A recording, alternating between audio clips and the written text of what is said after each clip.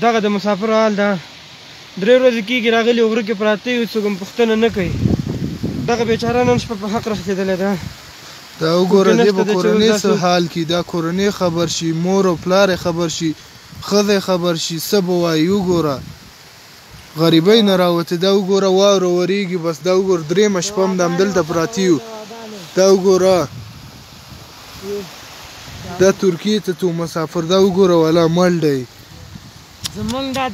زمونږ دا درېیمه شپه هم ده دا درېیمه شپه ده چې مونږ دلته تېره کړه په دا واورو کې واورې را باندې ورېدلې قاچاقبران هم تپوس څوک راشي بس وایي کښېنئ دلته شپه هم را باندې تېره کړي ورځ هم را باندې کړي یخنۍ د لاسه بې داسې موړ هم را دا وګوره یخنۍ د لاس دا چې افغانستان ته وړي دي کې